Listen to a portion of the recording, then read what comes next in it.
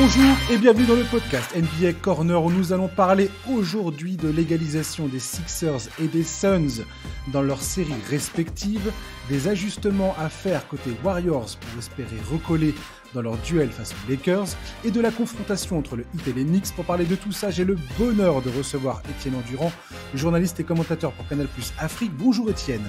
Salut Josh, salut à tous. Étienne, tu es de retour du Caire, il me semble. Tu es en train de couvrir la balle, dont les playoffs vont débuter le 20 mai prochain. Est-ce que tu peux me parler un peu de ces derniers jours que tu as passés là ? Ça a été très intense parce qu'il y a encore 36 heures, j'étais au Caire, effectivement. En fait, Football Africa League, pour les gens qui ne connaîtraient pas, c'est la fameuse compétition en Afrique que la NBA a créée il y a maintenant 3 ans. Donc on est en troisième saison. Donc, ce qui est cool, c'est que petit à petit, le niveau est en train de monter et j'ai même envie de dire, est en train d'exploser. On a des joueurs qui arrivent de G-League, on a des joueurs qui justement partent en G-League aussi. On avait un joueur, par exemple, un Sénégalais, Babacar Sané, qui jouait avec une des équipes l'an dernier, qui a fait toute la saison avec Scoot Anderson. Donc, D'accord. ça montre qu'en fait, dans cette ligue, il y a du talent, il y a des choses à raconter. Et là, je sais que c'est moi qui les raconte parce que effectivement, je suis commentateur francophone depuis 3 saisons. C'est une vraie grosse belle compétition en devenir, 3 ans d'existence, donc forcément il y a encore des choses à gommer et à faire progresser. Mais on a eu une saison régulière de dingue, on a eu une confrontation entre le premier et le deuxième de la conférence du Caire, un match de folie qui s'est joué la dernière seconde, exactement comme Marcus Smart hier.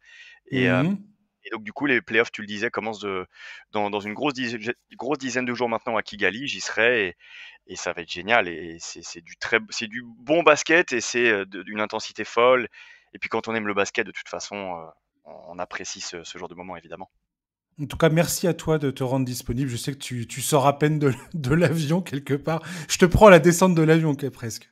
Ah j'ai ma valise dans la main d'ailleurs, je n'ai pas encore eu le temps de la défaire. On va parler, toi et moi, des séries de playoffs en cours. Il y en a 4, 2 à l'Est, 2 à l'Ouest. Et on va commencer par les matchs qui se sont joués la nuit dernière, à commencer par les Sixers et les Celtics, t'en parlais justement. Après 2 performances putrides dans les games 2 et 3, James Harden était à 2 doigts de ne plus pouvoir mettre les pieds à Philadelphie s'il ne parvenait pas à rectifier le tir dans ce 4e match que les Sixers ne pouvaient décemment pas se permettre de perdre. Le barbu a terminé cette rencontre avec 42 points et le 3 points de la victoire, bien épaulé par un Joel Embiid dissuasif en défense et provoquant des fautes les unes après les autres en attaque. À Boston, on peut se mordre les doigts d'avoir laissé passer une telle opportunité de repartir à la maison avec un avantage de 3-1 dans la série. Après un début de match difficile, Jason Tatum a été exceptionnel dans le money time, où Al Horford, lui aussi, a sorti le grand jeu, notamment défensivement. C'est la prise à 2 de Jaylen Brown dans les dernières secondes de la prolongation sur Joel Embiid qui a permis de libérer James Harden pour le tir victorieux. Brown a d'ailleurs reconnu avoir commis une erreur sur cette action. Joe Mazzulla, le coach de Boston, et sa gestion des temps morts commencent à énerver certains fans de Boston. Étienne, les Celtics vont-ils regretter cette défaite sur le fil ? Non, je ne pense pas. Je vais m'expliquer. Ils ont perdu l'avantage du terrain lors du game 1, si je dis pas de bêtises. Ils ont ensuite rectifié le tir, match 2 et 3, tu l'as dit. Ils en sont, d'après la logique basket, ils en sont là où ils doivent être. C'est-à-dire qu'ils sont à domicile. Maintenant, il y a série en 3 matchs. Ils en ont 2 à domicile. Ils sont très forts à domicile. Ils auraient pu être à 3-1, je suis d'accord avec toi, mais c'est comme ça, on est en face d'une équipe extrêmement forte, on est en face de l'équipe du MVP, d'un ancien MVP, parce que comme tu le dis, James Harden a été monstrueux, et dans son quasi triple-double, il ajoute 4 interceptions et un contre magnifique au passage.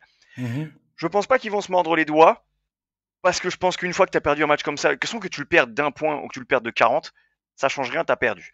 Donc, tout à fait. Je pense que, et on parlera des Warriors plus tard, et c'est la même chose, quand tu perds de 30, tu perds de 30, et puis c'est comme ça, tu passes à autre chose. Tu parlais des fins de match, j'ai trouvé que les 2 fins de match, parce que du coup il y a eu prolongation et temps réglementaire évidemment, les 2 dernières possessions des Celtics n'ont pas été très bien jouées, ça m'a un petit peu agacé aussi moi, j'aurais bien aimé qu'ils fassent autre chose. En revanche, ce que j'ai trouvé vraiment incroyable, c'est la défense d'Al Horford. Joel Embiid un peu en travers en fin de match et dans la prolongation. Et je pense que tout le monde l'a vu, mais l'image de PJ Tucker, qui va lui parler après un rebond offensif Ouais. et 2 points de seconde chance. J'avais des frissons. Mais ouais, en fait, c'était assez hallucinant. On était à 105-102 à ce moment-là du match. T'as Tobias Harris et Joel Embiid qui clairement voulaient pas prendre le dernier tir. Ça se termine sur un airball de Tobias Harris. PJ Tucker qui prend ce rebond, qui prend le ballon, qui lui tombe dans les bras quelque part. Ouais. Il met le tir avec la faute, si ça lui permet d'égaliser. Et on le voit après haranguer ses coéquipiers. Il lui rentrait dans l'art à Joel Embiid en lui disant mais faut se réveiller maintenant là, il faut se bouger. Et quand j'ai vu ça, je t'avouerai que je me suis dit oula, c'est pas bon signe que PJ Tucker se sente obligé de faire ça maintenant à cet instant du match quoi. Oui, c'est toujours le principe du verre plein, du verre vide. Il y en a qui vont dire oui, mais c'est cool parce qu'au moins il a quelqu'un dans son équipe pour le faire. Puis les autres, Oui, ils vont dire ouais, c'est le MVP, pourquoi il le fait pas lui-même? Écoute, c'est pour ça qu'ils l'ont fait venir PJ Tucker. C'est exactement ce qu'avait bien dit sûr. Joel Embiid l'an dernier. Il nous manque des mecs comme PJ Tucker, des hommes forceurs, des gars qui vont venir faire le sale boulot, faire tout ce que fait PJ Tucker sur un terrain. Et c'est exactement ce qui vient de se passer là. Ouais, moi j'ai trouvé que l'image était vraiment très cool. On rappelle que dans un des matchs précédents, PJ Tucker a joué 36 et quelques minutes, il a pas pris un shoot, il a pas mis un point. Donc Tout à fait. c'est un joueur qui, c'est vraiment la contre-star par excellence, celui qui fera pas de stats, mais qui fera peut-être, ou qui en fera peut-être une, qui fera peut-être l'interception qu'il faut, le contre qu'il faut, ou qui va provoquer la charge qu'il faut. J'adore PJ Tucker.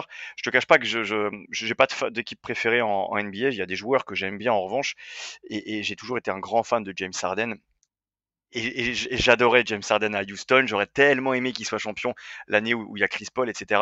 Et revoir James Harden à ce niveau-là, je vais essayer de rester poli, mais moi ça me plaît beaucoup, beaucoup, beaucoup, pour pas dire plus. C'est assez incroyable quand même parce que quelque part James Harden vient un peu de se dresser face à ces vieux démons. Euh, avant le début de cette série, James Harden était à 1 sur 10 en carrière sur le 3 points qu'il fallait inscrire dans les 30 dernières secondes pour permettre à son équipe de passer devant. Et Ouais. il a cette réputation. Et les chiffres et l'historique de James Harden en playoff montrent que trop souvent, Ouais, bien sûr. il a fait un no-show dans les matchs où il fallait prendre les choses à son compte. Et là, dans cette série, autant, comme je l'ai dit tout à l'heure, les matchs 2 et 3 étaient des... Toi, je me suis dit, mais c'est Catastrophe, ouais, pas possible. absolument. C'était des catastrophes absolues en attaque. 5 sur 28 au tir, c'est abominable. Mais Mais n'empêche que, tu viens de le dire tout à l'heure, peu importe que tu perdes de 30 points ou de, ou de, de d'un point, 0, ouais, ou de 1, ouais. il vient concrètement de gagner 2 matchs de playoff en demi-finale face à Boston pour Philadelphie. Ouais, Il a marqué absolument. le panier de la gagne au premier match avec 45 points et ce step back à 3 points face à Horford. Et là, hier soir, il met le 3 points sur un ballon bien ressorti de Joel Embiid. Et ils sont à 2-2, il est partie prenante à 200% dans ce qui est en train de se passer, quoi. Absolument. Après, le petit bémol que j'ai envie de mettre à ça, Mhm. peut-être que beaucoup de gens n'auront pas du tout la même lecture que moi, mais bon, après, j'apprécie tous les avis. J'ai l'impression quand même que les Celtics sont. La série dépend beaucoup des Celtics. Je les ai trouvés nonchalants encore hier. Je Mhm. les ai trouvés moyens sur la dernière possession. Tatum remonte le ballon en marchant. Tu vois, j'ai l'impression que si les Celtics jouent à leur niveau et avec la bonne mentalité, et on a vu ça lors du match 2 et 3, j'ai l'impression que les Sixers sont un peu trop limités, même si bon, encore une fois, les stats peuvent dire l'inverse. J'ai l'impression que si les Celtics remontent sérieusement le curseur, ça peut se finir en 6. En plus-minus, Boston est à plus 41 dans cette série. Plus 41, Étienne. Ouais. C'est-à-dire qu'il domine, mathématiquement, il domine. Si tu regardes les chiffres, tu te dis, mais comment cette équipe n'est pas devant largement dans cette série. Mais encore une fois, on en revient à ce que tu viens de dire. Peu importe. Et quand tu es à 2-2, pour les Sixers, c'est du pain béni pour eux parce que ils ont James Harden dans leur effectif, ils ont Joel Embiid, le MVP en titre, dans leur effectif.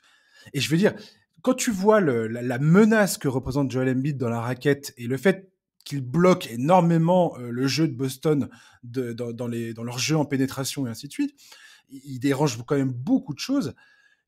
t'es pas à l'abri d'un énorme match de Joel au match 5, dans le match pivot. Et là, tu repars à Philadelphie, tu t'es mené 3-2. Et là, c'est plus pareil. Et Et là, tout c'est plus d'un coup, pareil, mais et c'est là où tu parles de nonchalance de Boston. Dans le podcast, c'est ce que je dis depuis 2-3 numéros maintenant de ce podcast. Je suis tout à fait d'accord avec toi. Et je me dis, il y a un moment, Boston, ça, tu peux le regretter fortement de jouer comme ça avec le feu. Boston, ça a toujours été mon favori depuis même le début de la saison.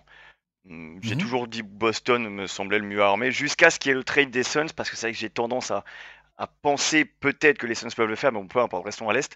Et en fait, On va en parler des Suns. j'ai été, bah, j'espère bien, j'ai été assez déçu. Alors déçu, c'est le mot est fort. J'ai été Ouais. un peu surpris par la première série contre Atlanta déjà, où Oui, dans plusieurs matchs, on a senti que les Celtics, ouais, c'est pas grave, on perd celui-là, on gagnera le prochain. Jusqu'à exactement. quand? Puis à un moment donné, ça va coincer. Donc, je leur souhaite, bon, en plus, c'est une équipe que j'aime bien, je leur souhaite sincèrement d'atteindre les finales de conférence. Mais, comme tu dis, tu perds le match 5 et que j'aurai la chance de commenter au passage. Tu perds le match 5, Oh, tu te fais peur, hein. Tu te fais c'est pas peur vrai. derrière. Tu vas commenter ce match? Ouais, je commence le match 5, ouais. Oh la vache, mais Ouais, putain, mais j'ai de la chance. Oui, un Sur Canal, gras. sur Beansport détient les droits pour le territoire Pour la français, mais France, ouais. Canal plus Canal Afrique, toi. Plus exactement détient les droits pour le territoire, pour l'Afrique tout simplement. Et donc du coup, on a 3 matchs par Avec, semaine. Donc, ouais. Avec Georges? alors pas mardi, mais dimanche. Donc dimanche, je commente un autre match. Mais alors par contre, je sais pas c'est lequel. Et je commente tous D'accord. les dimanches avec Georges Eddy, effectivement. Oh là là. Il se porte comme un charme. La classe, Étienne. La Ah, classe. je peux pas trop me plaindre. J'ai de la chance. J'ai de la chance. Mais ouais, pour terminer sur cette série Sixers-Boston, oui, Oui. clairement, moi, je continue de penser que Boston est le mieux engagé dans cette histoire parce que je veux croire en leur force collective. Mais n'empêche que ce que j'ai vu hier, le visage que m'a montré hier Philadelphie, c'est ce qu'a dit Doug Rivers d'ailleurs en post-conférence, la conférence d'après-match, en post-game.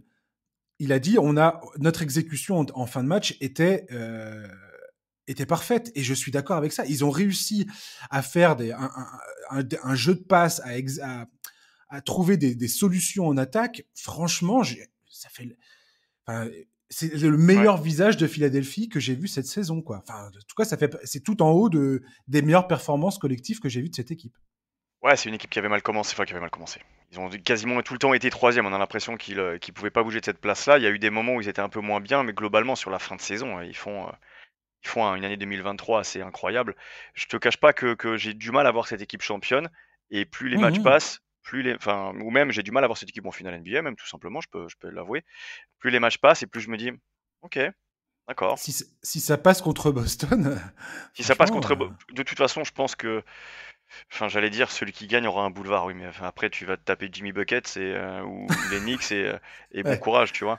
Mais j'ai l'impression que depuis l'élimination de Milwaukee, les Celtics sont un boulevard. Mais attention à pas être trop facile, justement.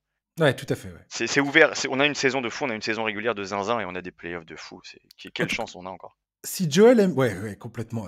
Non, mais ça déconne. Mais j'en peux plus de ces playoffs. Je n'en peux plus. C'est absolument divin. C'est divin sur toute la ligne. Et tout ça, et Euh, juste pour un petit dernier point, tu parles des Sixers, avec encore une fois un Tobias Harris que je trouve un peu à côté de sa plaque offensivement. Alors il fait des efforts défensifs, oui. il est là, puis il est important, même s'il n'est pas dans un grand jour, il est très important dans le système. Si lui, il retrouve un peu d'adresse, je crois qu'il fait 3 sur 10 ou 3 sur 11 hier, s'il fait un gros match, parce que ça va arriver, Tobias Harris, c'est un bon joueur, tu vois. Ça Ouais, peut être, ouais. il peut faire la bascule, lui, hein. J'attends pas de gros matchs de Tobias Harris. J'attendrai plus un mec comme Maxi Ah oui, Maxi est pas bon hier encore. en termes d'explosion. Maxi, Euh, hier, offensivement, je le trouve assez moyen. Je crois pas qu'il. J'ai pas les stats devant les yeux, mais je sais pas combien de points il met. Présent au rebond dans mes souvenirs, mais sinon, de l'énergie comme d'habitude, mais je l'ai trouvé très maladroit et parfois un petit peu à forcer quelques shoots. Oui, des fois un peu emprunté sur le Oui, c'est terrain, ça, ouais, c'est ça. Maxi. Mais moi, je pense très sincèrement que on est à un gros match dans le Game 5 de Joel Embiid pour que Boston transpire à grosses gouttes, quoi.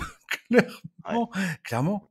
Mais bon, encore une fois, ce sont les Celtics, ils sont capables de perdre le match 5 de 30 et de Ah oui, mettre oui, deux oui. branlées aux Sixers derrière et de gagner en 7.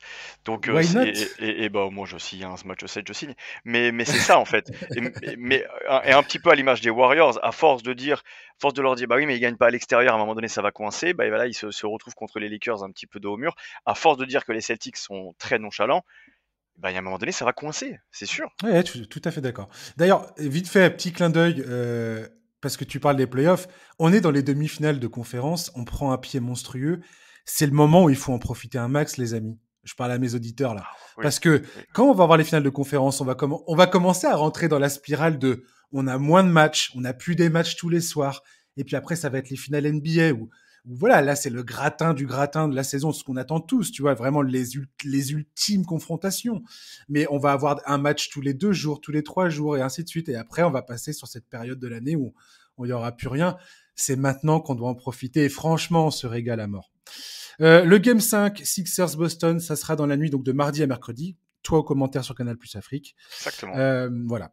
On va passer à l'autre match de la nuit, Nuggets face aux Suns. De mémoire de fan, je n'ai probablement jamais vu ça, ou très rarement. Je ne sais pas, je ne sais plus, tellement je suis assommé par la profusion offensive à peine réelle de Devin Booker sur les 2 derniers matchs de la série face aux Nuggets. Et quand Kevin Durant s'y met aussi comme hier soir, cela permet à Phoenix de s'imposer face à un colossal Nikola Jokic qui a planté 53 points, record en carrière. Monty Williams, il faut le reconnaître, a réussi à trouver les solutions sur son banc. Hier, c'est Landry Shamet qui a répondu présent dans le 4e quart-temps en profitant des aides défensives de Denver sur Booker et sur Durant pour crucifier les Nuggets avec 19 points au total, 14 dans le dernier quart-temps. Dans le Game 3, c'était TJ Warren qui avait répondu présent, notamment en fin de rencontre avec quelques tirs bien sentis. Jock Landale se révèle être un élément déterminant au moment où DeAndre Ayton souffre dans cette série. Sans Chris Paul, je pensais réellement que les Suns auraient les pires difficultés à gagner 2 fois chez eux. J'avais tort. Non seulement ils ont trouvé la parade, mais en plus, ils commencent à faire douter Denver. Étienne, jusque quand Kevin Booker peut être un barbecue vivant où il n'y a Alors, j'ai plus pas la... rien à faire pour l'arrêter? Je dirais, Comment je c'est dirais possible? jusque mi-juin à peu près. Je pense Comment sincèrement c'est qu'ils sont. possible? Bah, comme je te l'ai dit il y a quoi, il y a 3 minutes, depuis le trade, depuis l'arrivée de Kevin Durant, je mets cette équipe des Suns tout en haut des favoris Non parce mais, non que mais Étienne, ils ont Étienne, des Étienne, joueurs. Étienne. Étienne, c'est même plus ça. 20 sur 25, 14 Ah sur ouais, non, 18. Il ne l'adresse, rate rien du tout. Jamais. l'efficacité est folle. L'efficacité est vraiment folle. Et comme tu dis, tu parles de profusion sur l'attaque. Et il est devenu un passeur, alors d'élite, peut-être que je m'enflamme un peu, mais en tout cas, un immense passeur. Il est à 12 passes hier. Moi, j'adore Devin Booker depuis son année à Kentucky. Mais bref, je trouve que l'arrivée. En plus, ils sont tellement complémentaires avec Kevin Durant. Mais j'ai envie de te dire, qui ne serait pas complémentaire avec Kevin Durant de toute façon. Mais je, je suis très très heureux, et j'ai failli le dire tout à l'heure quand on parlait de Boston, je suis très heureux que Monty Williams soit allé puiser sur son banc. Très très heureux, parce que Mm. je trouve que, alors, réduire les rotations, ça va 5 minutes, mais à un moment donné, Jock Landale, TJ Warren, Terence Ross, ce sont tous des bons joueurs de basket. 19 points pour Landry Shamet. Ce sont tous des gros joueurs de basket. Pourquoi ne pas essayer? Pourquoi est-ce que Mazzulla avec Boston n'essaierait pas, par exemple, de relancer un Muscala ou un Pritchard? J'en sais rien, peut-être que je m'enflamme. Mais en tout cas, non, j'adore cette série. J'adore cette série et j'ai vraiment hâte au match 5 parce que je sais pas qui va la gagner cette série. Elle est C'est incroyable. Jokic encore, quoi. Pff, Non mais Jokic, plus grosse perte de l'histoire en playoff dans une défaite, je crois. C'est incroyable. oui, Vraiment. avec d'autres. Alors ça, j'ai regardé. Jokic a eu le 4e plus gros scoring de l'histoire des playoffs NBA. Alors attends, c'est très drôle. C'est extrêmement drôle cette histoire. Il rejoint un groupe composé de Donovan Mitchell et Damian Lillard, qui ont tous les deux réalisé leur match à 50 points ou plus contre Les Suns Nikola aussi? Jokic en Nicolas Jokic. playoff. Ah non, contre Denver. À Ah oui, chaque oui. fois, ils ont perdu, que ce soit Donovan Mitchell dans la bulle ou Damian Lillard, c'était l'an dernier, je crois, ou l'année d'avant.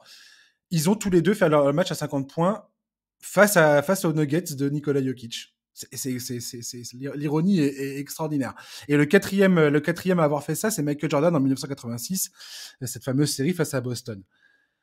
Il est le 18e joueur à inscrire un double-double à 50 points, parce qu'il fait plus de 10 passes également. Évidemment. Donc il est devenu au 10 rebonds, ouais. Donc il est devenu le... passes, pardon, excuse-moi, il a 11 passes, excuse-moi. Il est devenu le 19e joueur à faire ça, mais seulement le 5e à perdre le match. Les autres, c'est Lillard, Russell Westbrook, Billy Cunningham et Jamal Murray en 2020 dans la bulle. C'est génial. Le match qu'il fait... Mais son match est absolument hallucinant. Sauf que derrière, t'as Booker et Durant qui sont là à enchaîner 2 matchs coup sur coup. C'est à peine croyable. Alors, il y a un truc très drôle qui s'est passé pendant la série, c'est que George Karl, pendant la rencontre, avant la rencontre, George Karl avait envoyé un tweet en disant « Je ne pense pas que 2 joueurs qui représentent 80% du scoring et 60% et qui avec 60% de réussite au tir puissent espérer gagner une série. » Il dit ça avant que ce match 4 se joue. Ben pour l'instant, ils viennent de lui donner tort. Mais ça, c'est un bon point. Je dis toujours la même chose. C'est un bon point, comment ça? Je dis toujours la même chose quand on me fait remarquer que je me suis trompé. Moi, je trouve ça bien qu'un mec comme George Karl puisse se tromper. Ça vous montre à quel point les joueurs repoussent les limites des performances, à quel point ça devient de plus en plus illisible. Aujourd'hui, celui qui me dit avec certitude qui va gagner cette série, mais ensuite qui est-ce qui sera en finale de conférence et qui sera en finale et qui sera champion, c'est un voyant. On est sur une saison inhabituellement équilibré, où toutes les équipes, quasiment toutes les équipes qui sont encore en lice peuvent être championnes. Alors peut-être pas les Knicks parce que je les trouve peut-être un peu moins en dessous, mais globalement, quasiment toutes celles qui seront encore en lice aujourd'hui, si elles sont championnes à la fin, je ne serais pas surpris. Ouais, alors Mike Malone, je vois pas trop. Est-ce que c'est pas comme s'il défendait pas Denver? Maintenant, j'ai envie de dire une chose concernant cette série. J'ai l'impression, et c'est mon impression, hein, c'est mon avis, il vaut ce qu'il vaut. Voilà, je suis pas un coach NBA, pas encore. Mais je pense que Mike Malone devrait potentiellement arrêter. Enfin, à la fin de ce match, je me suis dit, mais faut qu'il arrête de faire des prises à 2, en fait. Il faut qu'il trouve une défense en 1 contre 1 contre Booker. Alors, il utilise beaucoup Jamal Murray et Kentavious Caldwell-Pope. Jamal Murray, des fois, ça m'interroge un peu, mais peut-être qu'il y a un truc qui m'échappe. Chers auditeurs, si vous avez des tuyaux à me donner, je veux bien qu'on m'explique. Je vois bien, hein, ça peut être sur les Switch et tout ça, sur le jeu d'écran, mais bon. Kevin Durant est plutôt bien défendu sur Aaron Gordon. Je suis Mike Malone, je me dis, mais là, maintenant que Monty Williams a impliqué son banc, j'ai envie d'arrêter tout le monde. À la limite, tu laisses Booker faire son truc, tu laisses Booker scorer 50 points. Kevin Durant, t'essayes vraiment de lui mettre la pression, mais en 1 contre 1 avec Gordon, mais t'essayes de bloquer tout le monde, quoi. Parce que là, le système de prise à 2, c'est comme ça que Landry Shamet a réussi à prendre feu, et j'ai l'impression que ça va pas être la solution, quoi. C'est justement, t'as peut-être l'avis inverse également. Peut-être que Mike Malone se dit, Landry Shamet, son record en saison, oui, en playoff avant ce match, c'était 4 points. Dans aucun match, il avait mis 2 paniers, et là, il sort son match, le match de sa vie en playoff. Moi, je pense au contraire qu'il se dit, bon, Shamet ne mettra pas un match comme ça tous les soirs. Le problème, c'est que beaucoup disent que les Suns ne sont pas si profonds que ça. Moi, depuis le début, je trouve qu'ils ont une très bonne profondeur avec Terrence Ross, et ils se sont pas safe de Damian Lillard. Wainwright ne joue pas, Darius Bazley ne joue pas, et ils font ça en l'absence de Chris Paul. C'est pour ça que je mets les Suns vraiment favoris. Moi, j'ai vraiment adoré le match de Booker et de Durant. Je trouve aussi que même si ces stats ne sont pas incroyables, je trouve que leurs stats sont pas incroyables. Le duo Okogie-Payne arrive bien à compenser par l'énergie, par le fait que ce sont des joueurs qui donnent tout sur le terrain. J'aime bien ces 2 joueurs-là, moi, dans ce système-là. 2 joueurs qui payent pas de mine, hein. Mais quand Chris Paul est annoncé out et qu'il ne joue pas, je me dis, oulala, qu'est-ce que ça va être dur. Et finalement, ils en sont à 2 partout. C'est une nouvelle série en 3. Quand est-ce qu'il va revenir? Je ne sais pas. Est-ce qu'il va revenir, Chris Paul? Je suis pas sûr. Mais Je suis pas sûr que ce soit le moment de le précipiter. Pour en revenir à Shamet, parce que tu l'as dit, je l'ai souligné dans mes fiches. Shamet, au premier tour face aux Clippers, il a marqué 7 points en 56 minutes. Il avait raté 11 tirs sur 14 tentatives. Et il a tellement mal joué qu'il avait joué 14 minutes dans le game 1 et pas du tout dans le game 2. Et voilà qui montre les dents dans le game 4, quoi. Mais c'est ça aussi, de toute façon. Ça, c'est aussi la folie des playoffs, de toujours compter sur un joueur qui va te faire une perf sortie d'un peu de nulle part. On se rappelle Voilà. de Fred VanVleet en 2019 avec les Raptors, qui met pas un pied devant l'autre et qui, pendant les finales, devient papa. Il part voir sa femme et il revient, il est frais mentalement et il éclate tout. Et Mais c'est aussi pour ça que ça appuie ce que je disais il y a 3 minutes. Utiliser son banc en playoff, c'est important. Je te dis, moi, j'aimerais bien voir que Mazzulla avec Boston le fasse. Mais bon, après, est-ce qu'il peut? C'est autre chose. c'est un peu la tempête parfaite pour Phoenix, parce que j'ai l'impression que tout ce qui devait bien se passer pour Phoenix, toutes les cases qu'il fallait cocher pour que ça se passe bien et espérer revenir à 2-2 dans cette série, tous les feux sont au vert. Ce que je me pose comme question, et je n'oserais pas remettre en question Booker et Durant, c'est là où on dit toujours les superstars gagnent en playoff. Durant et Booker sont en train de nous prouver ce que ça veut dire. C'est la personnification la plus totale de ce que ça représente. Sauf que je me dis aussi qu'il y a un moment, notamment parce que là on repart à Denver, qu'il n'y aura pas beaucoup de jours de repos, parce que les matchs 3 et 4 se sont joués après 4 jours de repos qui ont permis à tout le monde de souffler un peu et de récupérer.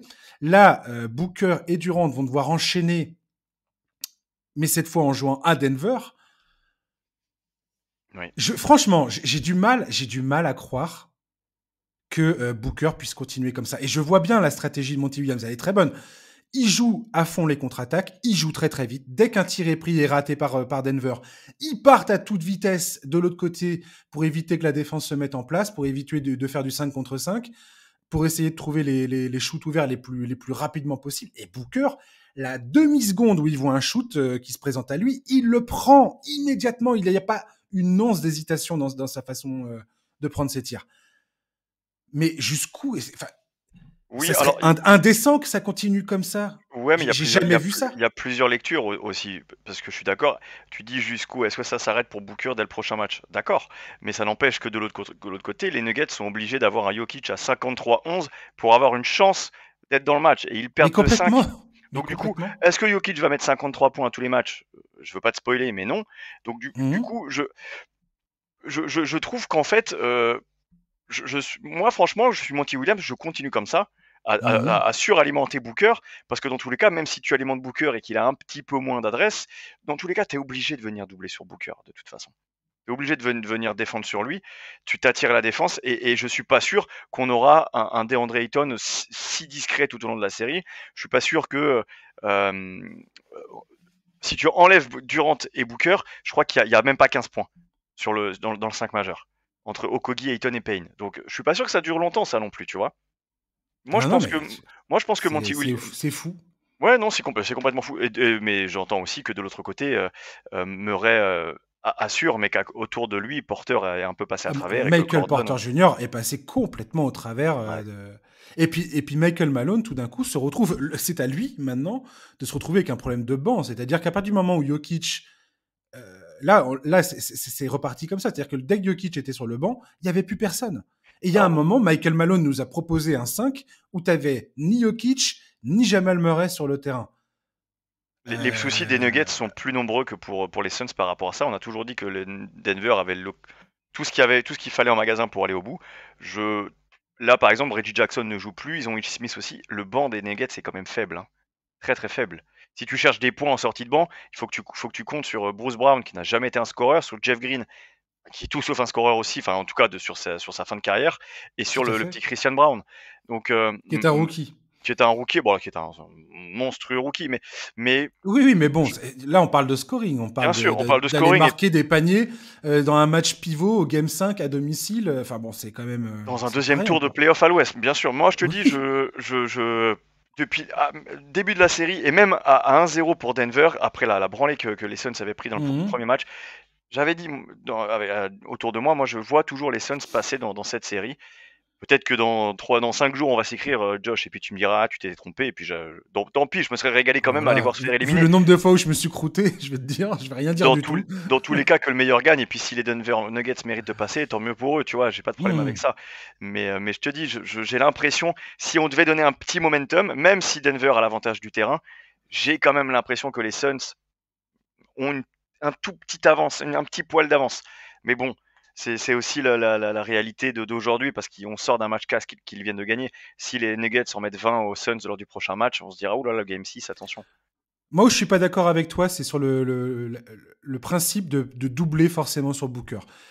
Quand je vois le match d'hier, je veux dire, t'as beau doubler Booker, tu n'empêches absolument pas Booker de faire ce qu'il veut faire, quoi. Quoi qu'il arrive. Que ce soit le match Tu 3 fais ou le quoi match du coup? 4, je te dis, pour moi, tu laisses Booker planter 67 points s'il a envie, mais tu bloques toute la chaîne autour de lui.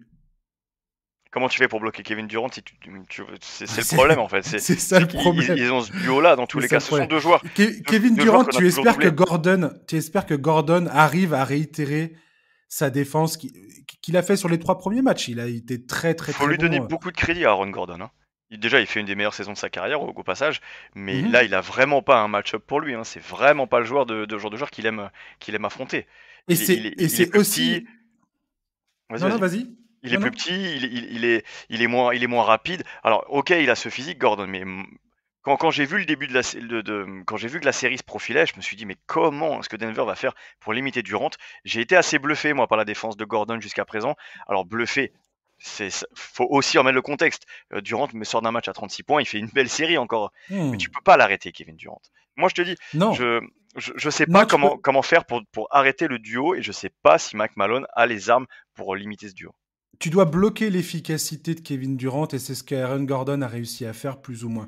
Là, le fait de toujours être dans un système d'aide avec des rotations c'est hyper compliqué ce qu'ils essayent de faire Denver, à faire des prises à deux à la fois et sur Booker et sur Durant, avec une espèce de demi-zone. Enfin, c'est très particulier la défense qu'ils proposent pour essayer de stopper ces deux gars-là. Mais j'ai l'impression que revenir à un système un peu plus simple où tu continues de croire que en un contre un Booker, voilà, tu le laisses. S'il continue à faire tout ce qu'il fait, ok, très bien. Aaron Gordon, t'espères qu'il peut continuer à maintenir Kevin Durant sous la barre des 40% de réussite au tir.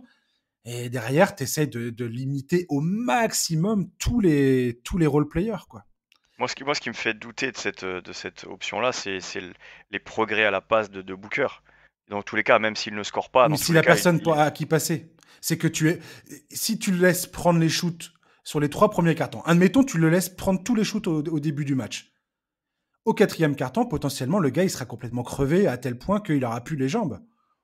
Puisqu'il aura plus personne à qui faire la passe. ouais, À faire ouais. la passe. Là, il fait 12 passes aussi parce que les prises à deux font que Booker est à ce point bon dans la création et dans la distribution que dès qu'il y avait une prise à deux, il fait OK les gars, faites une prise à deux. C'est comme Jokic. Jokic, tu peux pas faire de prise à deux sur lui. C'est une erreur de faire une prise à deux sur lui. Et c'est pour ça que les Suns s'en sortent. C'est parce que Monty Williams, jusqu'alors, résiste au fait de lancer des prises à deux sur Jokic. Et Jokic vient de nous sortir 2 matchs consécutifs absolument historiques. Ouais, bien sûr, mais autant tu peux pas doubler sur Jokic, autant je pense que tu peux quand même doubler sur Booker. Surtout, moi je pense Je quand sais même. pas. Après, je te dis ça, puis c'est très simpliste d'annoncer ça comme ça. Ouais, Je mais l'entends bien, mais même d'ailleurs, enfin, moi, j'en sais rien non plus. Hein. on est là, on est en Oula, France, qu'est-ce qu'on en sait au final, tu vois? j'en sais Mais, rien du tout. ouais, je te dis, moi, c'est vraiment ce jeu de passe, moi, qui pour moi fait vraiment la différence. Encore une fois, hier, quoi, Tout à fait. 14 sur 18 au shoot, 6 passes décisives, qu'est-ce que tu fais, quoi? Et puis, il prend quasiment pas de lancers francs. Je veux dire, le match 3, il marque 47 points. Il prend 2 lancers francs. Ouais. Tu te rends compte l'adresse, l'énergie. Puis, il a une énergie. Il prend tous les tirs. Il saute sur tous les ballons. Il va prendre des rebonds complètement hallucinants. Il défend. Il est partout, Booker. Depuis le début de ses playoffs. Je veux Ouais. dire, à l'Est, t'as Butler jusqu'à ce qu'il se fasse la cheville qui était absolument... T'as la mâchoire qui tombe par terre, et là, de l'autre côté, t'as Booker, quoi. Enfin, je veux dire, ces deux gars-là nous servent des performances, absolument, mais... Ouais, mais même Booker, défensivement, je trouve qu'il a aussi progressé. Mais bien sûr. C'est devenu un joueur tellement complet. C'est un de mes joueurs préférés, je devrais pas le dire, mais Booker, c'est un de mes joueurs préférés depuis toujours. Mais sa progression à lui, elle est dingue. Il passe d'un joueur qui sort du banc à Kentucky, qui starte aucun match quasiment, il arrive en NBA dans cette équipe dévastée des Suns. Si on m'avait dit un jour qu'il en serait à ce niveau-là, j'aurais jamais cru. Honnêtement, devenu aussi complet, j'aurais jamais cru. En tout cas, j'ai jamais vu ça. Franchement, j'ai peu de souvenirs. Il faudrait que je regarde. Je suis pas allé plonger dans l'historique de mon histoire de fan, mais j'ai rarement vu ça, quoi. Franchement, Ouais. une telle efficacité, si peu de lancers francs, autant de points inscrits, waouh. Pour un joueur qui joue à ce poste-là, et puis qui joue des minutes étendues et qui génère autant de jeu, parce qu'en général, quand tu as autant le ballon entre les mains, c'est pas normal de rater 4 shoots sur 18. Pas normal. Et puis attends, mais la condition physique que tu dois avoir. Et puis le duel Booker-Jokic, franchement, c'est une régalade absolue. C'est ce jeu, bref. Allez, on va passer au... Ouais, grave. Et ça aussi, ça se joue dans la nuit de mardi à mercredi. Lakers-Warriors. Comment résoudre l'équation Anthony Davis? Je pense que c'est la question qui doit hanter Steve Kerr depuis la défaite de Golden State dans le Game 3 face aux Lakers. AD semble tenir la destinée de la série entre ses mains à l'heure actuelle. Son influence défensivement sur l'issue des matchs est vertigineuse. Il empêche les Warriors de trouver des tirs à l'intérieur, dissuadant la plupart des tentatives quand il est dans la peinture. Steve Kerr a sorti la carte JaMychal Green dans le Game 2. Darvin Ham s'est adapté en repositionnant AD sur lui, ce qui lui permet de ne plus être impliqué dans le jeu en pick and roll de Golden State et de patrouiller la raquette, quitte à laisser JaMychal Green tirer. Que faire à Golden State? Tout miser sur le tir extérieur et faire rentrer Jordan Poole dans le 5 majeur afin de forcer Anthony Davis dans le jeu en pick and roll une nouvelle fois, au risque de se faire dévorer vivant dans le jeu intérieur des deux côtés du terrain. Cette série nous a offert un premier match passionnant, suivi de 2 blowouts avec Tristan Thompson sur le parquet dans les 4e quart-temps. Étienne, les Lakers ont-ils pris l'ascendant sur les champions en titre, à ton avis? Oh bah oui, je pense que oui. Même si tu es fan des Warriors, tu sens quand même le petit vent chaud sur ta nuque là. Aucune hésitation dans ta réponse. Oh non, il y a zéro. Et pourtant, si je suis plutôt fan des Warriors par rapport aux Lakers. Et je voyais les Warriors aller jusqu'en finale de conférence à minima.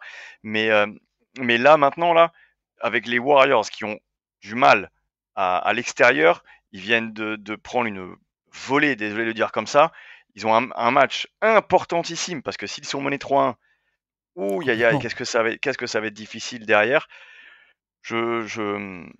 Non, je pense que quand t'es fan des Warriors, quand t'es Steve Kerr aujourd'hui, tu as hâte que le match arrive parce que tu dois être en train de cogiter sérieusement. Après, s'il y a bien une équipe capable de revenir, et on l'a vu déjà au tour précédent, et on l'a vu en finale NBA, c'est bien les Warriors. Mais aujourd'hui, je suis pas confiant pour les Warriors, mais parce qu'il y a un mais dans tout ce que je raconte. Et c'est là exactement la même chose que j'avais dit l'an dernier après le match 3 contre Boston. J'étais en plateau sur une émission de NBA pour Canal Afrique. Ils venaient de perdre, ils avaient perdu le match 1 à la maison contre Boston, si je dis pas de bêtises. Et ensuite, comme tu perds l'avantage du terrain, tu sais que tu dois gagner un match à l'extérieur pour retomber sur tes pas. Ils étaient menés 2-1 contre Boston en finale. Exactement. Et ils sont menés 2-1 aujourd'hui par les Lakers. Ils en sont au même point, c'est-à-dire avec l'obligation de gagner un match à l'extérieur pour revenir à 2-2. Ils en sont au même point. Et à l'époque, juste après le match 3, j'avais dit, ils sont sur leur feuille de route depuis le match 1 qu'ils ont perdu. C'est-à-dire avec l'obligation de gagner le match 2, sinon t'es mort. Avec l'obligation de gagner au moins un match à l'extérieur, sinon t'es quasiment mort. S'ils gagnent ce soir, ils retombent sur leurs pattes. Ce sont les Warriors. S'il y a bien une équipe capable de le faire, c'est bien eux. Mais est-ce qu'ils vont le faire, ça je ne sais pas. Ça va demander, encore une fois, juste après une série en 7 matchs face aux Kings, probablement un nouveau match héroïque de Stephen Curry et ou de Klay Thompson. La question que je me pose, Étienne, principalement concernant ce match 4 à venir, là, c'est quel ajustement Steve Kerr fait? Parce que Ouais. il y a un moment où on a bien vu que il peut pas ne pas mettre que des shooters autour d'un joueur qui ne shoot pas. C'est-à-dire que soit il met Looney, soit il met Draymond Green, soit il met quelqu'un qui shoot pas sur le terrain. Ok, y a un joueur comme ça, il y a une position sur le terrain que tu peux mettre comme ça. Tout le reste, tous les mecs doivent shooter. Et là, Michael Green, on a bien vu ses limites. Les Lakers n'avaient pas du tout peur de le laisser tirer dans le game 3. Ah non, non, mais Je, je, l'option de Michael Green, elle est déjà morte. C'est qu'on voilà. on attend dans le match 2 et ça a bien marché, et voilà. Dans le match 3, l'ajustement mais c'est aussi ça, l'avantage d'avoir des séries. C'est l'ajustement match après match. Par c'est exemple, on quoi a un Jordan. l'ajustement? Est-ce que Jordan Poole, tu penses que ça peut. Jordan Poole, enfin, Tu j'ai sais, peur tu qu'il sais, se fasse tu sais, bouffer à l'intérieur, clairement. oui, bah tu sais, c'est Steve Kerr. C'est Steve Kerr et si il- Ouais. j'ai confiance en lui. Je me dis qu'il peut trouver la solution. On rappelle Moi que aussi. depuis son arrivée aux Warriors, ils ont toujours pas perdu une seule série de playoffs à l'Ouest. Donc c'est qu'il a quand même la formule, j'ai l'impression. Est-ce qu'il n'est pas capable, et j'en sais rien, hein, d'aller te sortir un Jonathan Kuminga et de tenter quelque chose, un truc un peu fou qui fonctionne et qui fasse qu'il gagne. Ah. Je me dis bien qu'il y a un moment donné où Jordan Poole va se réveiller. J'ai vu passer ses stats hier ou avant-hier, de la différence entre les playoffs de l'an dernier et ces playoffs de cette saison. La différence, elle est folle. Je me dis qu'un joueur comme ça, à un moment donné, il va finir par prendre une crise. Il va finir par te mettre un match à 40 et puis voilà. Les choses vont rentrer dans l'ordre. Je pense que tous les fans des Warriors espèrent cette issue. Ouais. Bien sûr, et puis si on se lève demain matin, enfin, et qu'on a vu les 40 points de Jordan Poole, on en ricanera parce qu'il est capable. Après, si c'est blowout pour les Lakers, je serais pas surpris non plus. Comme tu dis, Davis est à un niveau qu'on lui a, on l'a pas beaucoup vu comme ça depuis la bulle finalement. Est-ce qu'il est même Exactement. pas Ouais. meilleur encore que dans la bulle pour le coup? Il était fort dans la Moi, bulle quand je même. trouve dans la bulle, il était déjà, il était aussi dominant défensivement parce que là, c'est vraiment sa dimension défensive et ce qui fait la différence, quoi. Clairement, enfin, c'est inhumain ce qu'il fait. Ouais, Sa façon de sauter plusieurs fois, plusieurs efforts, comment il instille la peur dans le cœur de tous les joueurs des Warriors. Et puis dès qu'ils osent s'approcher un peu trop près, ah, finalement, je vais peut-être faire le lay-up. Ils se font renvoyer dans les tribunes tout de suite. C'est assez hallucinant. Et dans la bulle, ce qui pour moi distingue le Anthony Davis de maintenant de celui de la bulle, c'est que dans la bulle, il était d'une adresse insolente au ouais, tir, qui plus est. c'est vrai. Et quand il met ses tirs extérieurs, il est injouable. Ouais. D'ailleurs, pour moi, Anthony Davis, sa carrière, c'est un what if quelque part. What if Anthony Davis avait eu une santé un peu plus forte que ce qu'il n'a eu Ah tout au oui, long de bah, sa c'est carrière? certain, ça c'est certain. Clairement, ce gars-là avait les mots, quand il est en pleine possession de ses moyens, mais c'est un joueur incroyable. Parce que tu sais que maintenant, quand les matchs des Lakers, quand j'ai pas l'occasion de les regarder en live et que je regarde le box score le lendemain matin avant de regarder un replay, je regarde toujours d'abord combien de contres et d'interceptions Anthony Davis a fait avant de regarder combien de points il a mis. Parce que dans Mmh. ses playoffs, c'est dingue. Je crois qu'il fait 4 contres dans le dernier match encore. Comme tu dis, sa domination est folle. Et tu sais il y a un petit mec dont on parle pas toujours beaucoup du côté des Lakers, mais pour moi qui fait une saison de dingue depuis son arrivée. Et je sais que tu l'aimes beaucoup, on en avait parlé dans ce podcast il y a un an, Mmh. c'est Vanderbilt.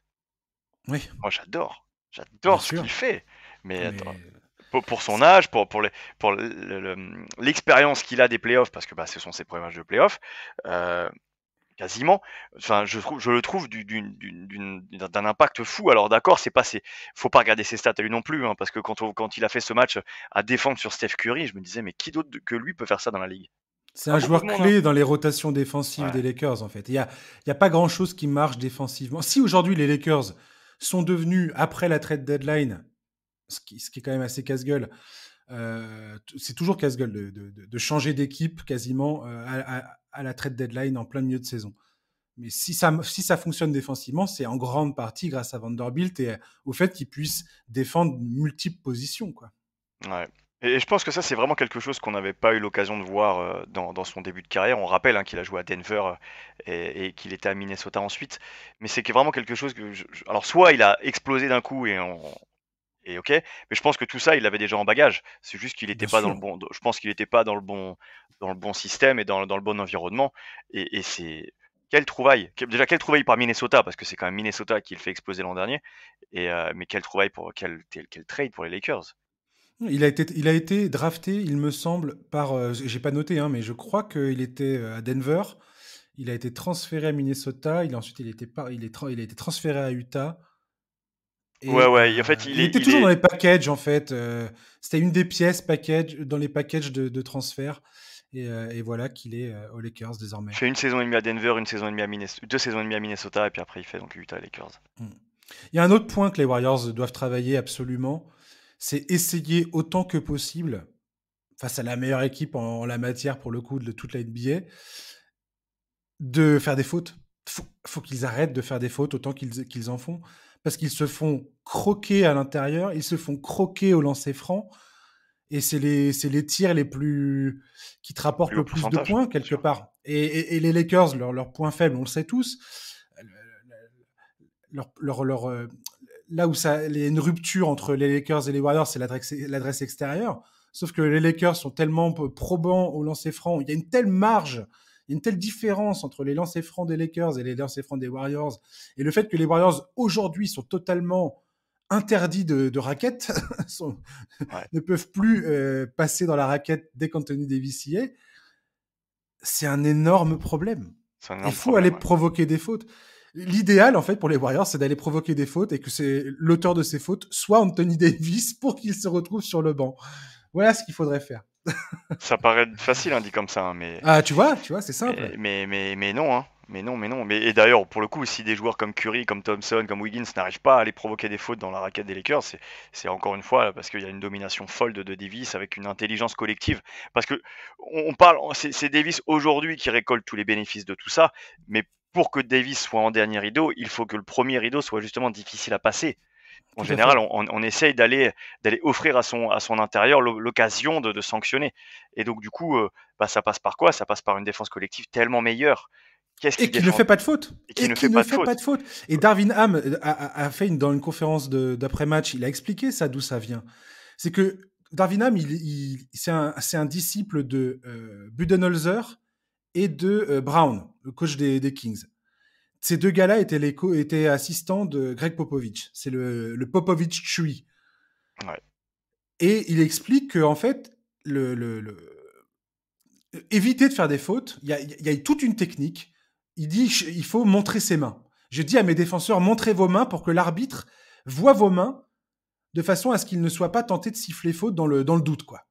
Surtout dans les matchs à haute pression en playoff, tout ça, où l'arbitre, il est là, qu'est-ce que je fais? Parce que franchement, les arbitres en playoff, chapeau, quoi. C'est tellement horrible ça doit être tellement horrible à arbitrer, tout ça. Bah Et ouais, il parce leur que dit, tu sais montrez que tu vos peux. mains.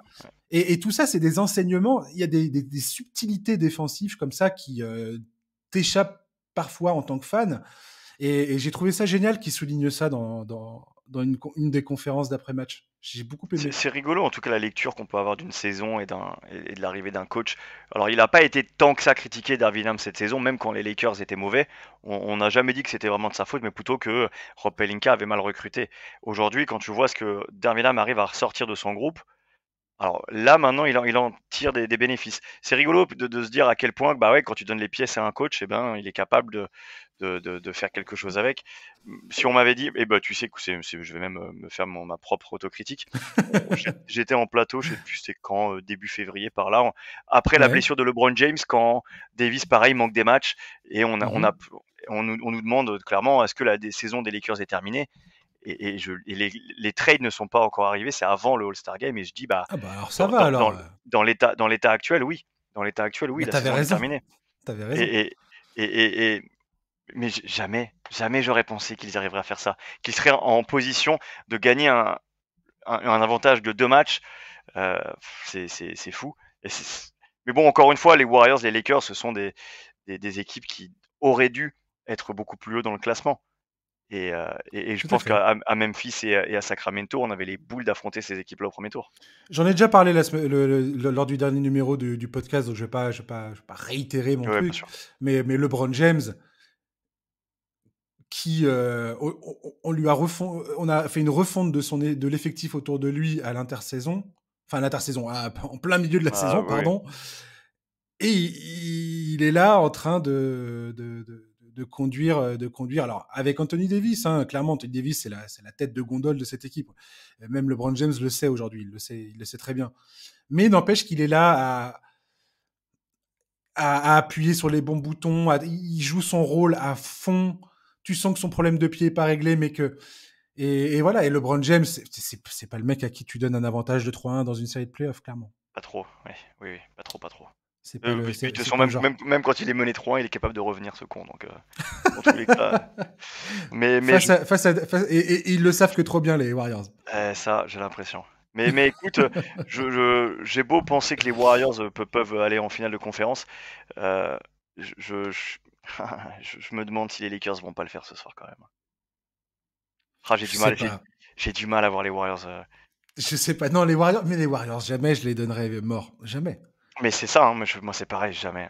Jamais, Je t'ai jamais. dit, les Warriors, Même à 3, hein. je veux voir le corps, je veux voir le cercueil. Ouais, c'est ça. Je veux les voir, je veux être là quand il y a la mise en bière. Ouais, c'est ça. Voilà, quand on a foutu la pierre tombale et tout ça et et que tout le monde s'est barré. C'est sûr, hein? Ouais. Vous bougez plus. Ok. On va terminer ce podcast avec les Heat face aux Knicks, la série de toutes les chevilles. Jimmy Butler est revenu sur une jambe dans le Game 3 pour aider Miami à remporter le premier match de la série à domicile pour le Heat et de prendre l'avantage face à des Knicks qui, en apparence, étaient assez impuissants sur ce Game 3. Absent d'une poignée de match depuis le début des playoffs en raison d'une entorse à la cheville, Julius Randle souffre d'un manque d'efficacité offensif et défensif qui, personnellement, fait peur à voir, je trouve.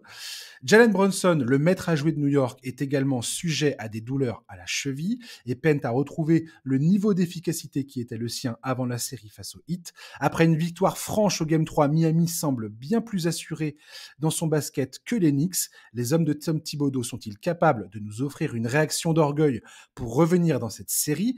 La vérité est qu'ils n'ont pas vraiment le choix. Étienne, les Knicks ont-ils les ressources pour aller s'imposer à Miami? Non, non. Pareil, Déjà, aucune hésitation. si, un peu plus. En fait, je me dis que 86 points dans le match 3, c'était vraiment une anomalie et que je vois pas comment est-ce qu'il pourrait faire pire. Il pourrait faire pire. Tu me dis ça, mais en fait, déjà, j'ai du mal. Déjà cette série, ouais. on est en Vas-y, train vas-y, de vas-y. parler, on est en train de parler de Miami-New York. Déjà, non mais c'est hallucinant. Moi, je pensais qu'on parlerait de Milwaukee-Cleveland déjà au deuxième Ouais, tour. le problème, Étienne, c'est que New York, ils jouent exactement comme dans les années 90. On C'est leur fou, a pas ouais. dit, attendez les gars, on est en 2023. Le match 3, c'était le plus petit total de points qu'ils ont inscrit depuis le mois de novembre, depuis le 9 novembre. C'était Ouais, la c'est fou. deuxième fois de la saison qu'ils n'arrivaient pas à atteindre les 90 points. Si tu regardes leur pourcentage de réussite, c'était absolument... Catastrophique. Mais c'est même plus catastrophique. Là, il y a un truc qui va pas du tout, en fait. C'est gênant. Ça devient gênant. Après, ça devient gênant, mais bon, encore une fois, quand t'as ton joueur, parce que même si la plupart des gens le disent, le franchise player, le patron, c'est Brunson, et je comprends, c'est le général sur le parquet, d'accord, mais il faut un grand Rundle. Il faut un grand Rundle pour que les Knicks puissent déjà se qualifier en playoff, puissent passer un tour, et puissent ensuite, voilà. Non, mais Aujourd'hui, avec un Rundle comme ça, mais malheureusement, il faut prendre ça en compte dans le déroulé. Les blessures jouent un rôle tellement important dans cette série. Et sans un grand Randle, tu feras rien. C'est impossible. C'est un joueur qui génère tellement de jeux, tellement de points, tellement de rebonds. J'ai détesté je veux dire, peu importe l'état de sa cheville à Randle. Je déteste la manière dont il se comporte sur le terrain actuellement. Il essaie de jouer en 1 contre 1 face à Bam Adebayo et il force. Il le domine en plus. Il fait le forceur là dans ses duels face à Adebayo et je trouve que c'est quand même extrêmement dommage. Il prend souvent des tirs pareil. C'est pas en rythme, c'est un peu forcé. Il passe le ballon pas forcément en rythme à ses coéquipiers. Défensivement, il est en retard sur les rotations, il est en retard dans son retour pour défendre les contre-attaques. J'aime pas du tout son attitude. Voilà. Si tu es trop blessé pour jouer à fond et jouer correctement, tu restes sur le banc dans ces cas-là. Mais là, je Je pense trouve pas. Je, qu'il y je, a, il y, a, il y a quelque chose qui va pas, en fait. je te trouve un peu dur quand même. Parce que si tu fais pas jouer Randall, tu fais jouer qui? Cette équipe est extrêmement limitée. On est en train de parler d'une équipe qui donne des minutes à Obi Toppin ou à Miles McBride quand même, tu vois. Enfin, avoir les Knicks au deuxième tour des playoffs, il faut bien se rendre compte que c'est une demi-anomalie. Ils méritent leur victoire contre Cleveland, c'est pas ce que je dis. Ils méritent d'être C'est en ce que playoffs, j'allais dire, hein. Ils ont, ils ont oui, dominé Cleveland. et bravo à eux. Je suis pas en train de dire ça. Mais je veux dire, on est encore une fois, comme il y a deux, c'est quoi, il y a 2 ans ou 3 ans qui perdent contre Atlanta au premier tour.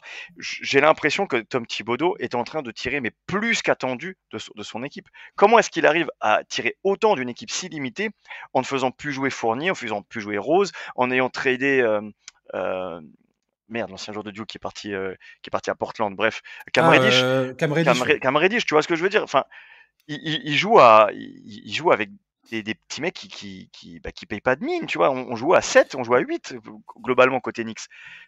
Moi, Oui, après, je veux dire, Spoelstra a quand même réussi à enlever un élément de l'effectif de Thibodeau, c'est Mitchell Robinson, qui était absolument indispensable dans la série face à Cleveland, qui était quasiment une des raisons majeures pour lesquelles ils ont dominé ouais, Cleveland. Et là, je te le donne, hein, il a joué 34 minutes dans le premier match, il prend 14 rebonds, défaite de New York. Il joue 21 minutes dans le deuxième match, il prend 5 rebonds, il gagne. Troisième match, il joue 14 minutes. Spolstra, avec son coaching, sa façon de gérer sa rotation et tout ça, et notamment son 5 avec Adebayo et Kevin Love et tout, et le fait qu'il y a toujours un shooter plus ou moins autour d'Adebayo, a rendu totalement l'utilisation de Mitchell Robinson impossible pour Tom Thibodeau. Et ça, pour moi, c'est une des données majeures de cette série. ouais, de toute façon, on sait que sa domination elle était même surprenante hein, contre Jarrett Allen et, euh, et merde, l'autre intérieur des Cavs, je sais Et pas pourquoi. Evan Mobley. Evan Mobley, comment je peux oublier ce nom-là. Bref, et tu vois, je suis encore fatigué d'être rentré du Caire. Mais, Ouais, bah, euh, je mais, comprends. euh, j'étais plus surpris par le fait qu'il soit bon contre les Cavs que qu'il soit bouffé par Adebayo maintenant. Mais encore une fois, et j'ai pas eu le temps de terminer ce que je voulais dire derrière, Pardon, ouais. ils ont pas beaucoup de joueurs sur leur banc, et en plus de ça, leurs deux gros joueurs ne sont pas à 100%. Qu'est-ce que tu veux faire avec ça? Face à une équipe du 8, s'il y a bien une équipe C'est vrai. à l'Est capable d'exploits, et on rappelle que cette équipe de Miami est passée par le play-in, déjà que Jimmy Bucket c'est à un niveau fou, qu'ils ont que des joueurs un peu roublards, les Kevin Love, les Gabe Vincent, les Kyle Lowry. C'est- en- Etienne, il y a 2 mois, tu pensais que Kevin Love serait starter dans une équipe qui va jouer potentiellement les finales de conférence? Non, non, mais je peux pas te dire que ça me surprend non plus, parce que ça fait partie des joueurs d'expérience que tu les mets n'importe où et ils arrivent à trouver un peu d'impact. Alors Kyle Lowry est en vraie fin de cycle, il a beaucoup de mal à peser, mais ça reste des joueurs qui connaissent ces environnements-là.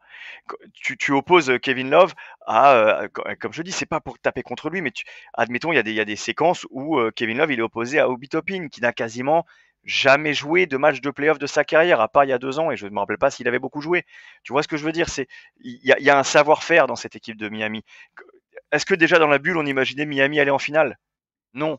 Et ça part de quoi? Ça part d'un noyau dur, d'une culture, et comme tu le dis très justement, d'un coaching, parce que Spoelstra, il sait y faire. Un des tout meilleurs coachs, non pas de la ligue, mais du monde et de l'histoire. Mais, Oui, bien sûr. mais pour Je sais pas. terminer, mais pour Ouais. terminer, si Randle n'est pas à 100%, si Brunson n'est pas un grand Brunson, qu'est-ce que tu peux faire avec ça? Mais c'est pas que ça. Si tu mets LeBron et Davis totalement diminués comme le sont Randle et Brunson aujourd'hui, est-ce que les Lakers peuvent le faire? Je suis pas sûr. C'est pas qu'une histoire Ouais. de profil. J'entends bien, mais je sais pas. J'essaye de ne pas m'en prendre à Julius Randle personnellement, tu vois. Ouais, je comprends. Mais je suis pas fan du joueur, Mais attention, hein. 10 points, 4 sur 15 au tir, et surtout enfin, des close-out sur les tireurs et un retour en défense suspect à mes yeux, je suis désolé. Enfin, je veux dire, je vais pas non plus faire semblant de ne pas avoir des yeux et de pas voir comment il réagit sur le terrain, tu vois. Ouais, mais Et après, les stats, elles peuvent tout et rien dire. Alors je suis d'accord que son adresse n'est pas bonne, mais il apporte quand même 14 rebonds, donc 4 offensifs. En termes de différentiel, dans son équipe, il y a des joueurs il a un des moins mauvais différentiels. C'est-à-dire que quand il est sur le parquet, son équipe est efficace, entre guillemets, enfin, est la moins efficace. J'arrive pas à faire ma phrase, mais tu comprends l'idée. J'ai compris, ouais. Ce que je veux dire, c'est que je peux pas. Il serait à 100%, il aurait ses stats, je serais avec toi à lui taper dessus. Là, pour le coup, je comprends. Tu vois ce que je veux dire? J'ai une petite indulgence qui va peut-être pas durer, hein. Peut-être que s'il passe à côté de son match de ce soir, je t'enverrai un message pour te dire, écoute, Randle, j'ai pas aimé non plus. Écoute, t'as probablement raison. Que si tu regardes son game 2, le game 2, il était bon. C'est 25 points, 12 rebonds, 8 passes. Comme tu dis, c'est un des meilleurs différentiels de son équipe. Et tout le monde était content tous ses coéquipiers étaient contents de le revoir sur le terrain.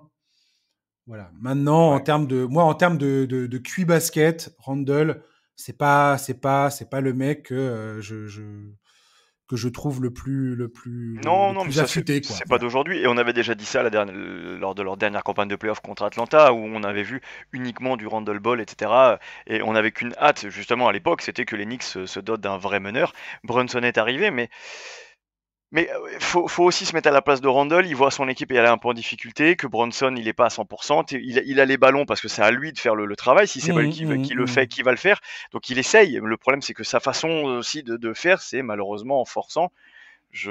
Peut-être que je suis inhabituellement indulgent. En général, je sors la cisaille aussi, hein, mais non, mais t'as raison. C'est bien que tu fasses l'équilibre avec moi. J'essaye de pas être trop dur parce qu'on sait pas exactement, tu sais, en général, on sait après l'élimination des équipes, les natures exactes des blessures, exactement. Quand on voit par exemple McCollum qui a joué avec, je sais plus, un orteil cassé ou un doigt, je sais plus trop quoi. Tu vois, on apprend ça après. Et en fait, je me dis juste peut-être qu'il est plus blessé qu'on ne le dit, déjà qu'on le dit quand même bien diminué, tu vois. Donc j'essaye d'être indulgent et un peu patient. Jusqu'à quand, je ne sais pas. Mais pour l'instant, j'essaie de l'être.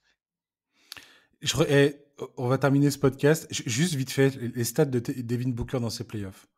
Quasiment 37 points en moyenne, 7 passes décisives, 5 rebonds, 61,7% en tir, 51% à 3 points. Ouais. Et tout ça, ça suffit pas pour avoir l'avantage au deuxième tour. Je pleure. C'est incroyable. Étienne, merci de m'avoir accompagné. C'était bon de te retrouver. Ah bah ça fait toujours plaisir, hein. Tu m'appelles quand tu veux, évidemment. Et puis, je sais pas, peut-être que tu voudrais me parler de... Ça se termine quand, les playoffs de la balle, tout ça? Ça termine le 27 mai, la finale, exactement. Ça fait un petit peu tôt peut-être pour en parler, mais quand tu veux en parler, on en parle avec grand plaisir. Peut-être que tu viendras passer une tête pendant les finales NBA, éventuellement. Bah, pourquoi pas, bien sûr. Hein?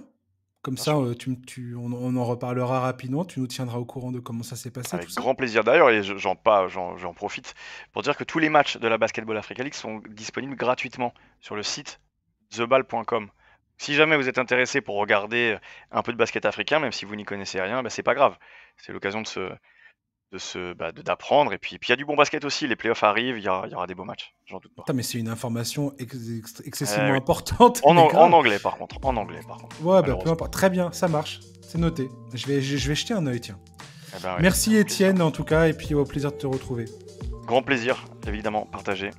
Chers auditeurs, merci de nous avoir écoutés. On se retrouve vendredi pour un nouveau numéro du podcast NBA Corner. D'ici là, passez une très très bonne semaine. Profitez de tous les super matchs qui nous attendent, les matchs 5. Il n'y a que ça de vrai dans la vie quand on est un fan NBA. Et voilà, je vous dis à vendredi. À ciao. Bye bye.